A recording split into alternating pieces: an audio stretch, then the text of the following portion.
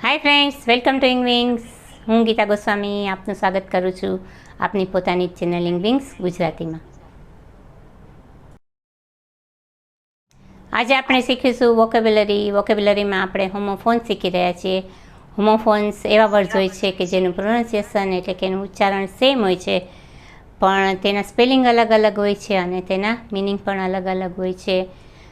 તો હું આવા હોમોફોન્સ અને કન્ફ્યુઝિંગ વર્ડ્સ, આવા વર્ડ્સ છે તે બહુ કન્ફ્યુઝ કરે છે, એટલે એને કન્ફ્યુઝિંગ વર્ડ્સ કહેવામાં આવે છે. તો એ કન્ફ્યુઝિંગ વર્ડ્સના A to Z સુધીના બધા જ વર્ડ્સ લઈને તેનો વિડીયો બનાવું છું, તેની આખી સિરીઝ બનાવું છું. તો આ વિડીયો છે તે સિરીઝમાંનો એક. તો જોતા રહેજો મારી સાથે અને શીખતા રહેજો હોમોફોન્સ, કન્ફ્યુઝિંગ વર્ડ્સ. આજનો આપણો પહેલો શબ્દ છે એલ. એલ બે રીતે લખવામાં આવે છે. એક છે AIL, એલ એટલે કે બીમાર થવું, to be ill, in pain. અને બીજો એલ છે ALEL, ALEL એટલે બિયર.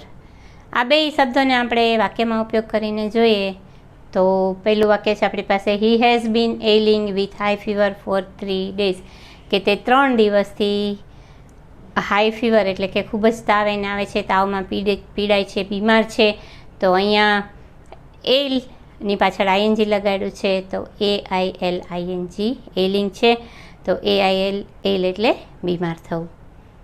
અને બીજો છે આપણી પાસે વાક્ય, હી એન્જોયડ એ કોલ્ડ એલ આફ્ટર એ લોંગ ડે, કે લાંબા દિવસ પછી એણે ઠંડો બિયર એન્જોય કર્યો. તો ત્યાં આવશે ALEL એટલે કે બિયર. બીજો શબ્દ આપણી પાસે છે એન્ટિક. એન્ટિક પણ બે રીતે લખવામાં આવે છે.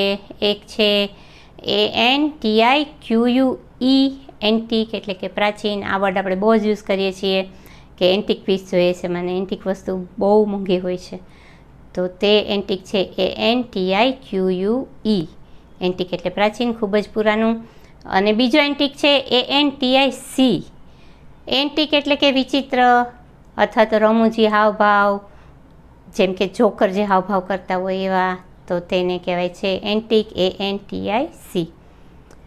અને આ જ બે વર્ડ્સને આપણે સેન્ટેન્સમાં યુઝ કરીએ. તો પહેલું સેન્ટેન્સ છે, there are many antique pieces in the city museum, કે સિટી મ્યુઝિયમમાં ઘણા બધા પ્રાચીન પીસીસ છે. તો અહીંયા આવશે ANTIQUE, એન્ટિક એટલે કે પ્રાચીન, પુરાનું. અને બીજું સેન્ટેન્સ છે આપણી પાસે, children's antics made everyone laugh in the party, કે પાર્ટીમાં ચિલ્ડ્રન એટલે કે બાળકોના રમૂજી હાવભાવે બધાને હસાવ્યા.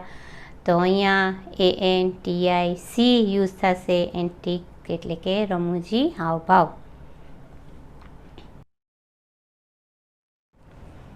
આગળ આપણી પાસે બે શબ્દો એવા છે કે જેમાં એક જ લેટરનો ડિફરન્સ આવે છે. એકમાં A આવે છે અને બીજામાં O આવે છે. તો એવા બે વર્ડ છે આપણી પાસે, APPOSITE, એપોઝિટ. એનો મતલબ થાય છે યોગ્ય, સુસંગત, ઉચિત. અને બીજો વર્ડ આપણે બહુ જ યુઝ કરીએ છીએ ઓપોઝિટ, OPPOSITE, ઓપોઝિટ એટલે કે વિરુદ્ધ, સામેની બાજુમાં, વિપરીત.